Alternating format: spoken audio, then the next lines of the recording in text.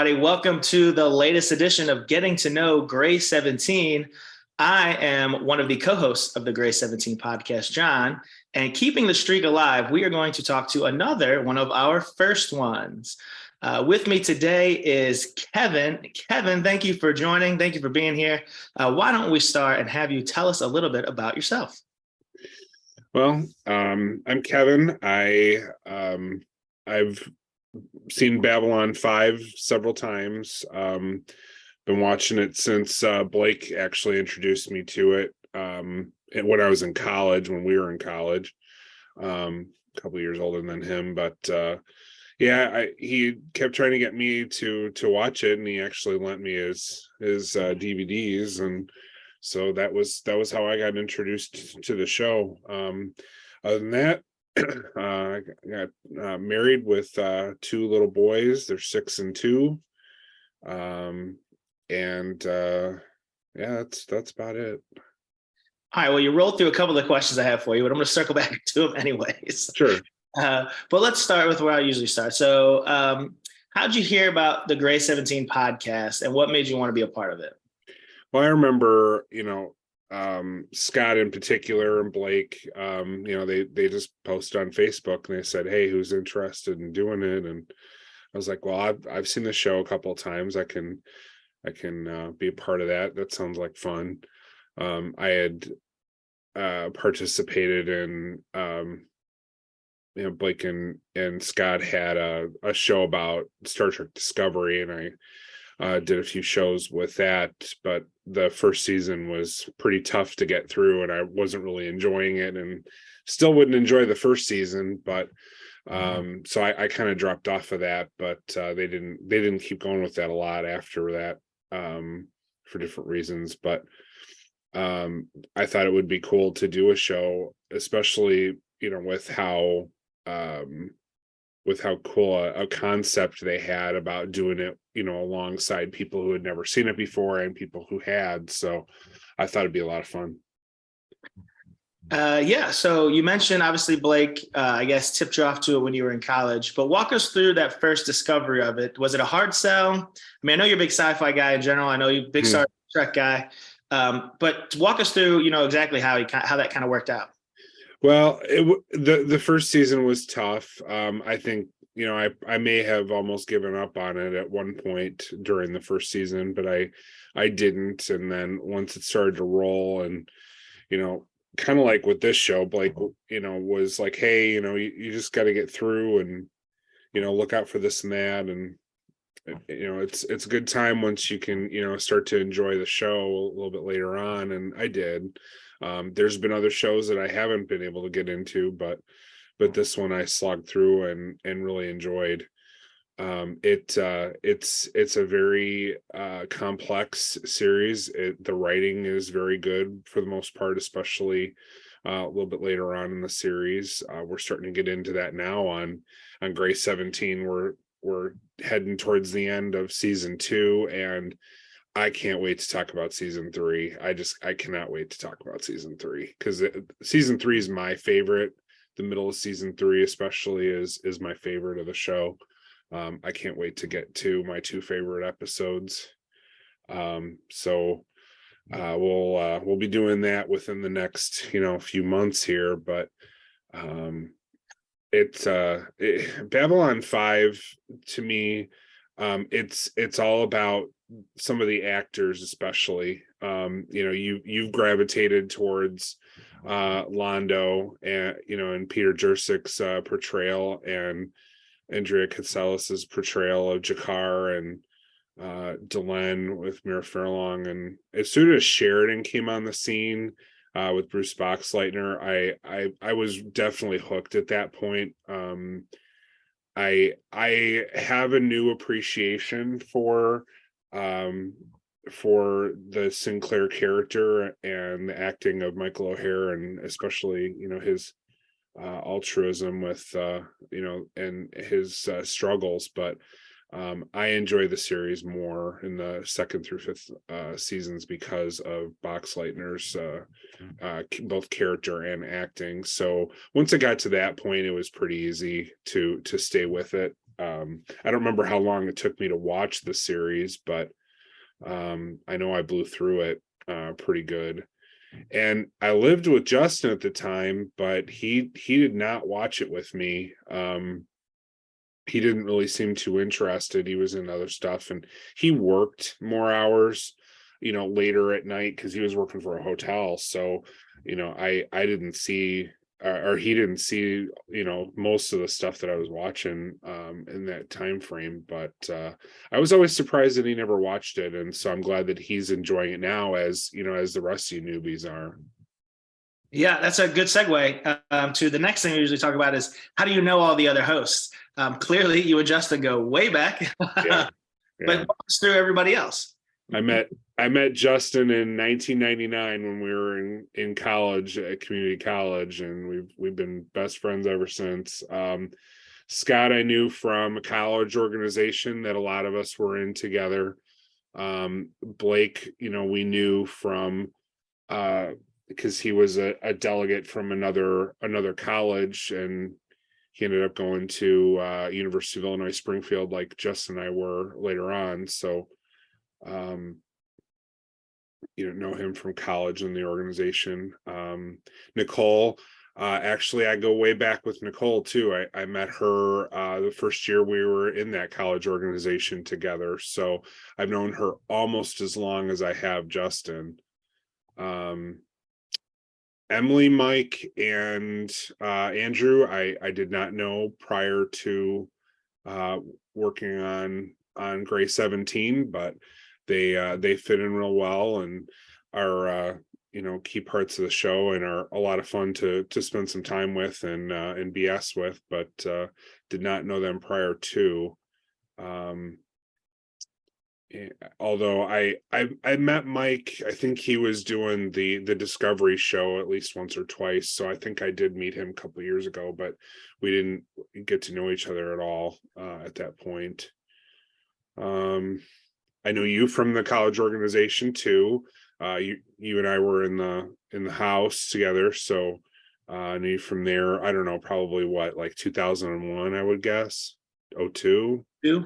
Yeah, two Okay. maybe. Okay. So I would have been speaker that year. So Yeah. um I think it's the only one you didn't mention. what's that? I think Jessi the same way. I think she's Jessi, yeah, from the college organization too. She I know how forgettable Jessica can be. It's fine. I get it. I'm gonna get clobbered for this one, but luckily we meet over Zoom, so she can't throw things at me. But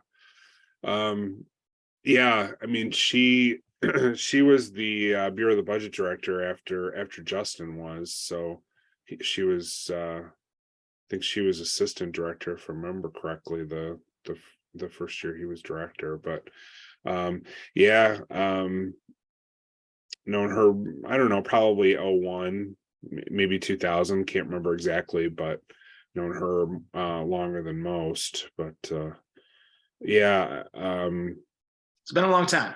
that college organization, it seems like everyone has a kind of a love-hate relationship with the memories from it, but mostly good memories for the most part. But a few I wouldn't care to relive, but it happens.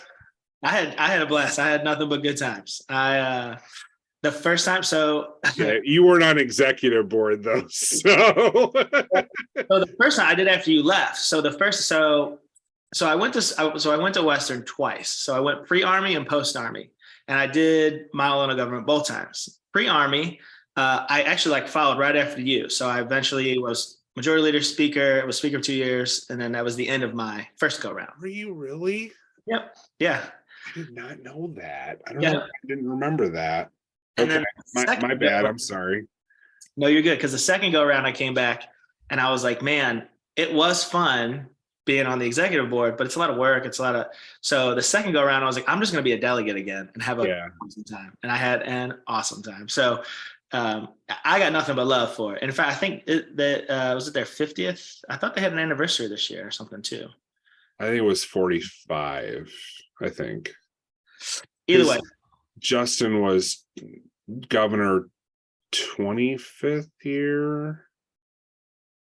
Yeah, I'd have to work that out. He'd have a better memory for that than I would. But I will amend my statement and say the reason that you have only good memories is because you were never governor. I deliberately avoided that. I looked at what everyone else was doing and the amount of work they were doing and the amount of gruff they were taking, and I thought, I got to be here in the house, man. What am I doing? Right. Right Being here. speaker is the best job at Meg. It's absolutely the best job at Meg.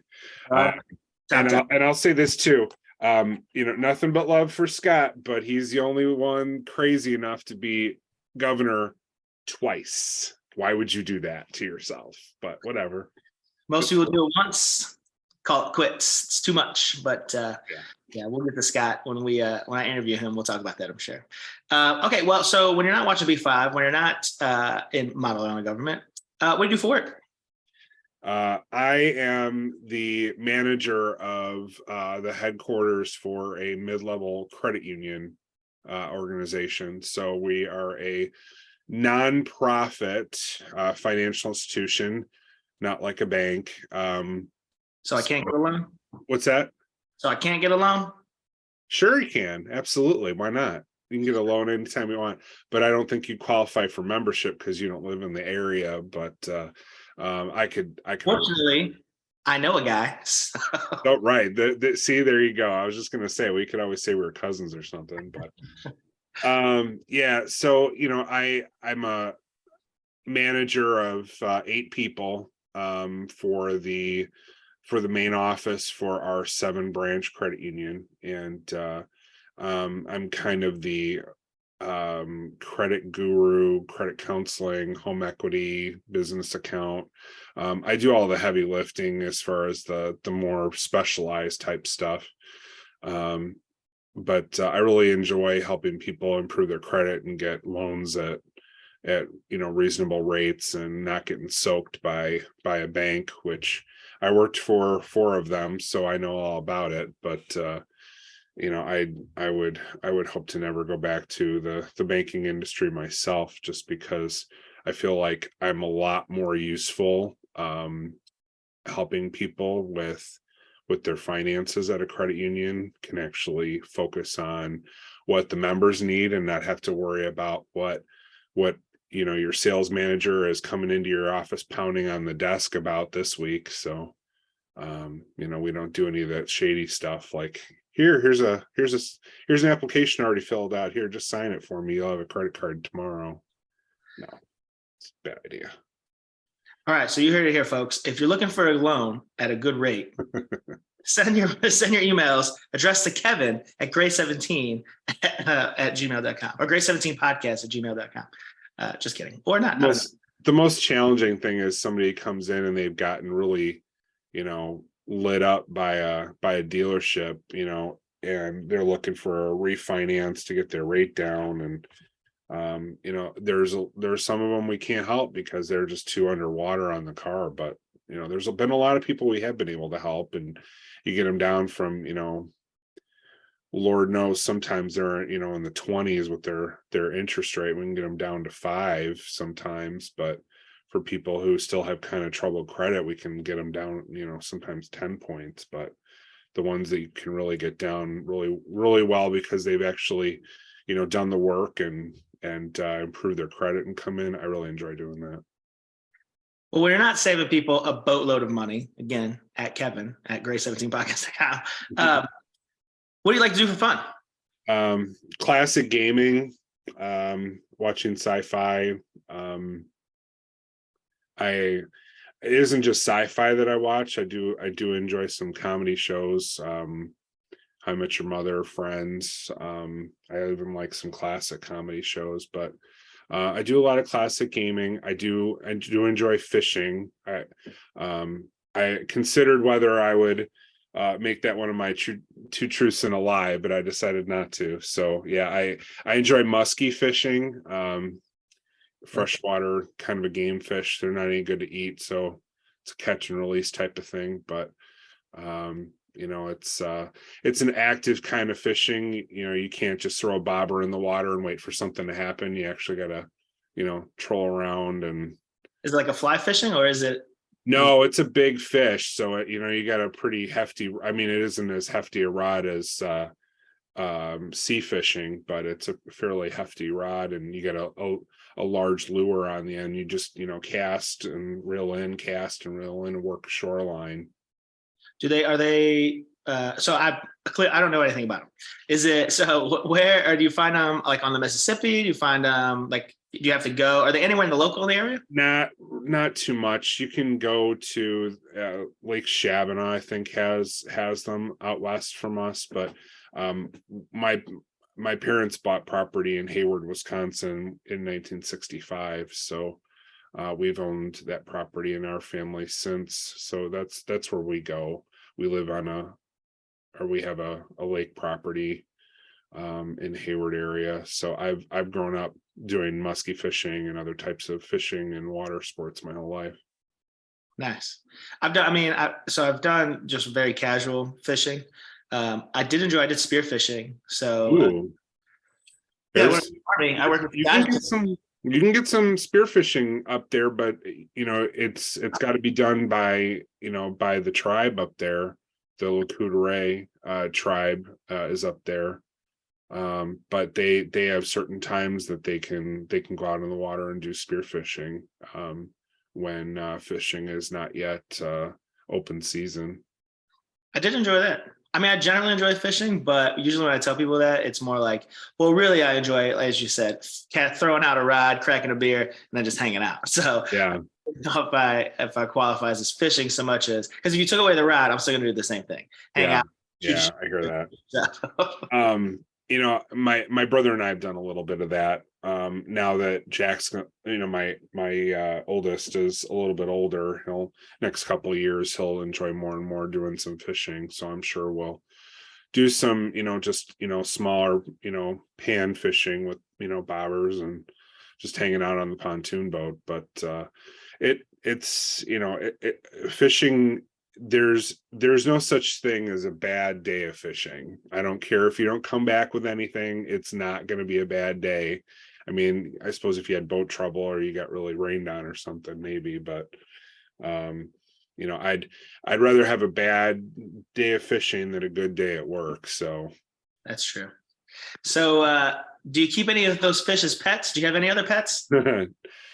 We lost our dog a couple of years ago, and we're waiting until Charlie's a little bit older and not so labor intensive, but we are definitely a dog family. We don't currently have any other pets. I do not do reptiles, so we will not be doing that. Had a guinea pig growing up. We had one cat growing up, but mostly dogs. Do the kids ask for anything crazy? I mean, kids like dogs, but like you mentioned dogs. Yeah, they just want dogs. Yeah, they just want a dog, and that's cool. Like I would love to have a dog, but we're waiting a little bit longer. We had to put ours down when Mallory was 8 months pregnant with Charlie, and it was rough. So we're just gonna wait a little while longer before we jump back into that. But because it's work. It's not as much work as having a 2-year-old, but it's work. Yeah, I got my dog when she was 6 weeks, and I did it when we were over COVID. So yeah, I was home. Sure. And I think about, at the time they were like, "Oh, would you like to take brother or sister? Do you want two?" And I said no. Now I kind of regret that because I'd like to get another dog and I'd like to get another one for her, but man, it was a lot of work. Potty training, and at the time I was living in an apartment, so I'd have to wake up, pick her up, carry her all the way down the hallway, get in the elevator, go down 3 flights, get out, carry her, walk her to the dog pad, let her go, and then I bought the house and switching over the training and just everything with the puppy. I enjoyed it a lot, but it was, if I hadn't been working remote from home, I never could have done it. Yeah. So I get it. Our first house was a townhouse, so we got Indy. So this is how much of a nerd we are. So our dog's name was Indiana because we named the dog Indiana. It's my favorite of the three, or I guess now it's almost 4 or 5. The Last Crusade is my favorite of all the Indiana Jones movies. Yeah, me too. It's a very close, Raiders is a very close second. Temple of Doom is definitely third. I don't even want to talk about the fourth one, and let's hope the fifth one's going to be good, because the fourth one is not worth talking about. I didn't even see it. It's so bad. It's so bad. It's not even worth your time. It's awful. That's a shame. It is. It's not really the acting, although it was, slightly stilted in parts, but I wouldn't even blame it on the Shia LaBeouf. It was just, the writing was not good, and the ending was just nuts. Yeah. I heard it involved a nuclear bomb and a refrigerator, I think, or something. I don't know. That was that was, yes. All right. So if you could switch lives with any person, could be current, could be historical, but you only get one day, but you get to be this person for one day. Still have your wits about you, so you're you. Who would you pick and why?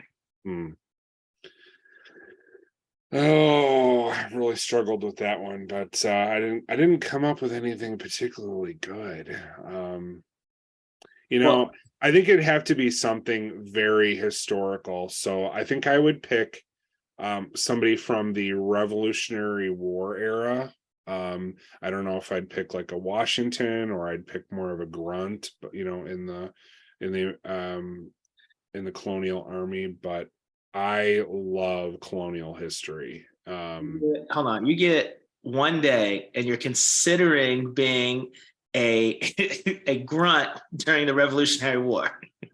Hey, I love the American Revolutionary War. It's such an interesting time period. But you could pick anyone, like you could be any of the delegates to the Constitutional Convention. You could be. I might do that, at least closer to May than July. But yes, it would have been very cool to be there at the beginning of that, for sure. That's a good idea too. I didn't really think of that right away, but it's my favorite period of history. Okay. I was talking about it earlier. So when you said that, I was like, oh, this could, does he cross the Delaware as Washington? Does he, sign the Declaration? Does like all these options? And then when you go, I don't know, maybe it'll be a grunt. I thought, you get one day. I don't know. Maybe I'll just I was just thinking of it like, would you really get the real view of it if you were Washington? Like probably. But I was just thinking, if I were a grunt on, I don't know. I was just thinking, but being the sci-fi geek that I am, I wouldn't want to mess up any history. So I wouldn't want to be Washington crossing the Delaware, because I could, that could turn into an alternate history really quick. It's like, no, don't do that. Don't do that. I'm gonna have to borrow Jessi's time travel book. Well, she's an expert at it. So right. If you want to talk about with time travel, it's Jessica. So Kev just wants to have the bandages and play the fife and just be at the battle. So okay, that sounds like a plan. Going through school, the history teachers, they were like, let's speed through colonial history and the Revolutionary War, and let's talk about the Civil War for like 6 months.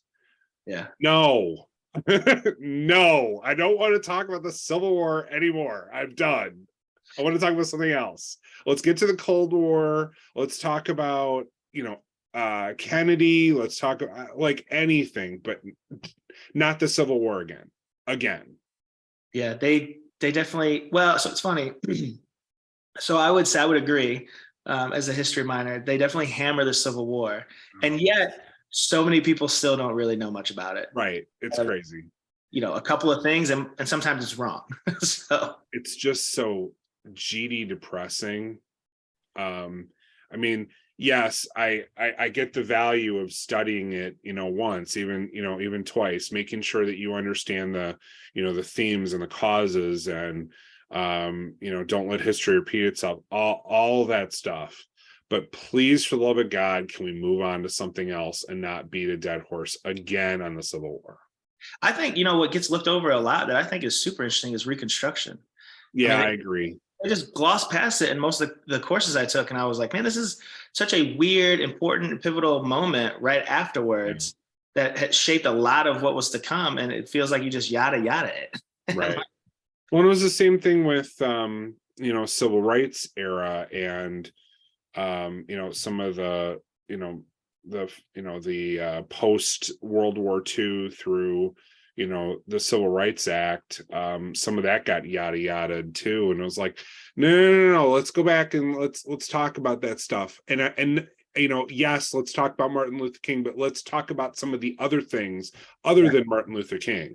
Let's talk about Rosa Parks, and let's talk about Brown versus Board of Education. Let's talk about a lot more things than just 6 months on the Civil War again. Well, again, history buffs, right? You can't get. So it's like, well, look, let's have a whole class just about these 50 years, and even that won't feel significant. Now, having said that, it sounds like you're a reader, right? Sounds like you read. If you were given the opportunity to write your own book, what would you write? What would it be about? Would you go immediately to the revolution? Would you write fiction, nonfiction? Would you write an alternate history? What would Kevin's opus be? You were talking to the world's least creative guy. So me writing a book would not be I'm not a bad writer. I'm not a good writer, but I'm not a bad writer. But it would definitely not be something that was particularly creative. So I don't think an alternate history would be good. Although, and it's probably been done before. I haven't read one, but writing a book about what the Americas would be like if the British were still in charge, that would be an interesting book to write or read. But I think I'd find some forgotten story of the colonial or revolutionary era and write a book about it. Trying to find something that it was a worthwhile story that had not been talked about very much. One of the things that irritates me about fictional or dramatized media about the Revolutionary War era is that there isn't a lot of it.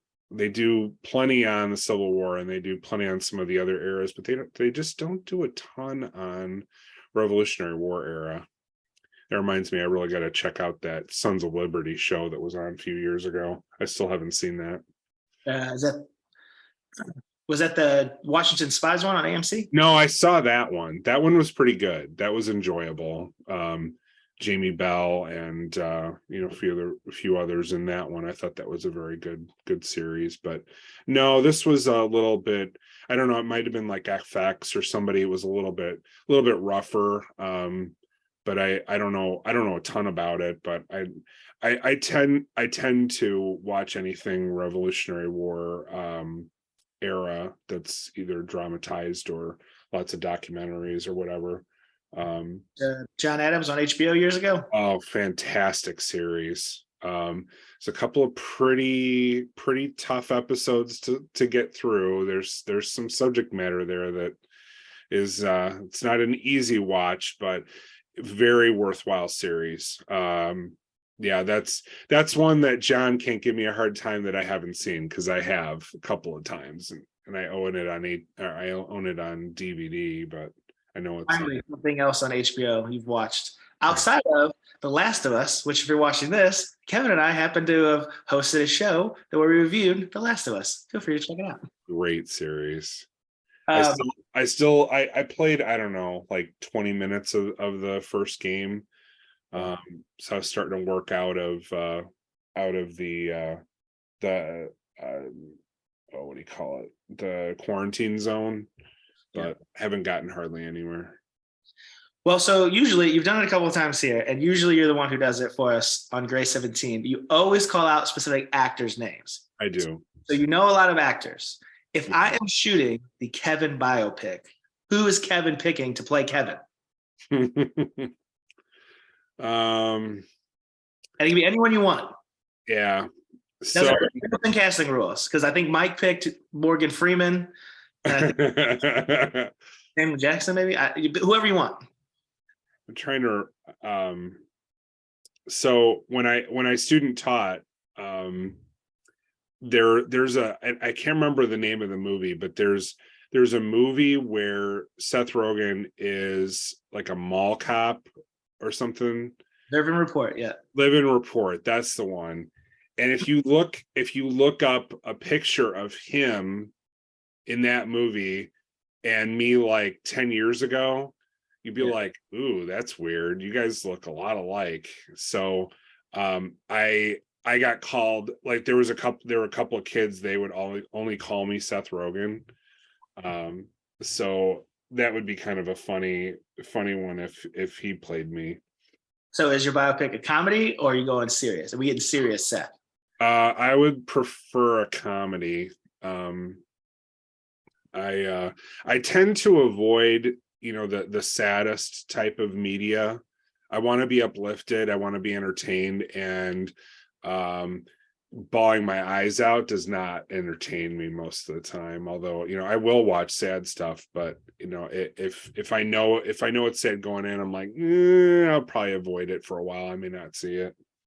Yeah, there's enough sadness in the real world. Yes, especially after the last few years. So if I'm going to watch something that is not, science fiction, it's probably going to be a comedy. I'm a huge Mel Brooks fan. History of the World Part 2 yet? I have not, but I will be. It's tough, my wife and I, we find stuff that we both like, or we'll compromise or whatever, but farcical comedy is not something that she enjoys. So she's seen one or two Mel Brooks movies, but it's not her cup of tea. So it wouldn't be something that she would watch. And, when you got a full-time job and two young kids, watching stuff, we get, I don't know, an hour, maybe two, at night, max before we're going to bed. So it's kind of tough to be like, hey, give up a, bunch of time to something that you're going to hate. No, I'll watch that on my own. Thanks. Well, this is more of like an anthology series. So they're like half-hour-ish episodes. So maybe give her one, see if she likes it. It stars, it's got a bunch. Anybody is anybody in the comedy now is in it. So maybe you could work that one in. I've watched the first few episodes. I've enjoyed it so far. It's been pretty good. I've heard that Wanda Sykes is absolutely fantastic in the series. I can't wait to watch it. But I am going to watch History of the World. I haven't seen History of the World Part 1 in many years, so I'm going to watch it first. Okay. Well, so this is an interview. I've asked you a bunch of questions, but which question do you wish people would ask you more? I don't know. What's something you wish, people always ask this, people always ask that, but people don't ever ask me this question. People, it's weird. Like people know I work at a financial institution, but I don't get asked a ton about financial information and credit stuff. You'd think I would, but I really don't. It's weird, but I don't know. Maybe people just don't realize that that's my wheelhouse. But I wish people would ask things more. I wish everyone knew credit stuff. Because if you don't know credit stuff and it's not something that you spend a lot of time on or attention to, you can end up spending a lot of money you don't have to. So again, you've heard it here, folks. If you have credit questions, Kevin is dying to help you out. Secure that loan, lower that mortgage rate, lower that auto rate. Hit us up, gray17podcast@gmail.com. Attention, Kevin, credit. Not much you can do about mortgage rates right now. Well, on the flip side then, what do you wish people would ask you less? I'm surprised. So here's what's interesting about that. So a lot of people don't like people asking them about their jobs because, to your point earlier, right? You work all day, you do it all day. So a lot of people like to decompress. So Mike and I were talking when I interviewed him because we're both like software engineers, and we both were like, look, it's annoying when your family is like, oh, anything tech related, I go right to you.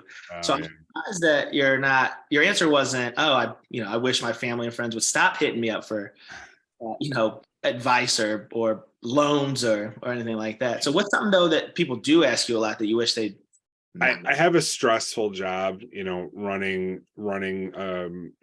a headquarter branch as the branch manager, and staffing issues and all that. I wish people would ask me less about how my job was going, and more like, how can I help you, that has nothing to do with me talking about our latest swing and a miss on staffing or whatever else.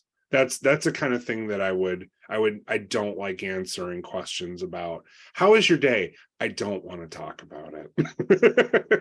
But if I can help you get get a better rate, or increase your credit score, or make a little bit more interest, or whatever, that is something I really enjoy. But don't ask me how my day was. It probably sucked. Good to know. I will scratch off how. Okay, so here's one of the ones I like asking because it's been interesting answers. What is your go-to karaoke song? Yeah, I saw this one coming too, and I was like, I haven't been karaokeing in a very long time, but there might be an infamous story with Justin and me and other people singing Love Shack, that he was probably preferring that no one would hear. And I'm not going to tell the whole story, but that was a fun night.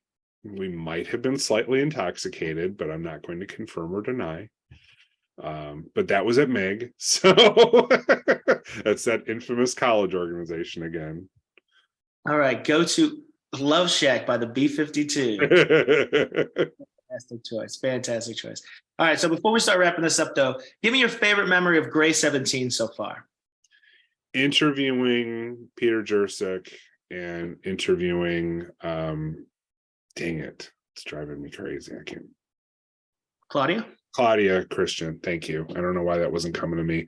That was a lot of fun. I really enjoyed talking to both of them.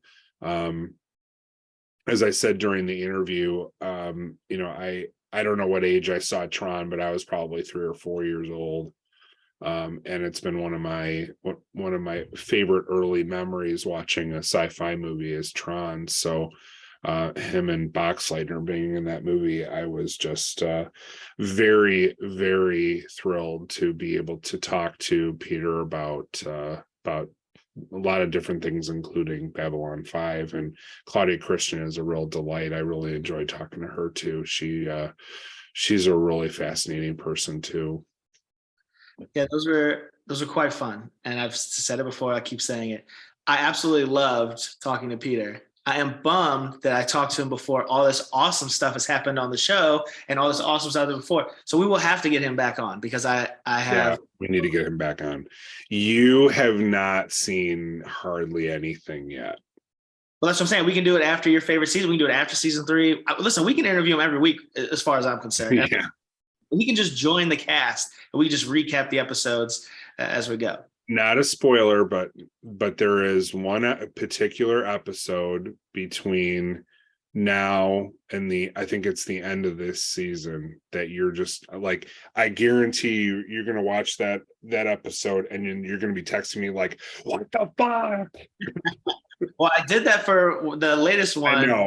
I know, but it's more of a, even more so you're going to be doing it. I don't want to say anything else, but. Well, I'm pumped. All right. Well, so what are you looking most forward to with Grey 17 as we move forward? I already kind of answered that one. There's a 2-episode kind of arc in the middle of the 3rd season that, like I said, it's my favorite. One of those is my favorite episode of the series, and that's what I'm looking most forward to. I cannot wait to talk about, particularly with Justin, that episode in particular, because and then there's one other one in this season not related to that storyline that I'm alluding to but not saying anything about, that will be really enjoyable to talk to you all about, because that's also a oh my god what the fuck episode. So those seem to be coming more and more frequently as we keep progressing. Yes, that's how the series is. That's why when we all say to you, you gotta kind of fight through the first season, and the second season, in a couple of spots is slightly on the slow side, but hardly. But once you get in the 3rd season, like, it gets so episodic, and just continues to build on itself, and you start seeing these storylines just kind of click along, you're going to be so hooked you're not even going to understand how you've never seen this series before. Well, I'm both pumped and frustrated that I can't just skip ahead, and now I have to just wait week after week. I get it. That's a good thing. Okay, well, so we usually like to end this with 2 truths and a lie, not necessarily in that order. So whenever you're ready, give me 2 truths and a lie. And then for those of you watching either the first time or if you've heard this before, put your thoughts, your guesses in the comments below. And then in the week or 2 after this is released, we will give you Kevin's lie. But Kevin, give me 2 truths and a lie. Okay. I have never broken a bone. Okay. I am quite claustrophobic. Okay. And I have never ridden a motorcycle. Okay, lots of nevers. So never broken a bone, never ridden a motorcycle, quite claustrophobic. All right, so again, in the comments below, which one of those do you think is a lie? All right, well, this has been fun, as usual. Again, Kevin and I have spent lots of time talking, both on Grey 17, which you can find on this channel, and also The First For Us, a show Kev, Justin, and I did, talking about The Last of Us. So it's always good to talk to you, buddy. I'm glad you came and did this. I'm glad that people get to know you a little bit more. Usually any last thoughts, any comments, anything you want to say, Mike is yours. No, just I hope everyone continues to watch or to listen to Grey 17 as we start getting into the real meaty stuff coming up soon. But please check us out on the Last of Us show. We had a lot of fun doing it, the 3 of us, talking about a fantastic series that you may or may not have seen, but we really did some deep dives on it. So we got I think 7 episodes of there were 9 of the show, but we did 7. We did a couple of double episodes. So but yeah, we had a lot of fun, so check us out. Yeah, I agree. First of all, I just, The Last of Us was a fantastic show. So even if you don't watch our show, please watch that show. It was great.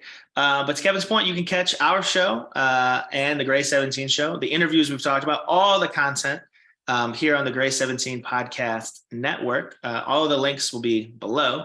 So please consider giving us a listen, a like, comment, a subscribe, review, all of it.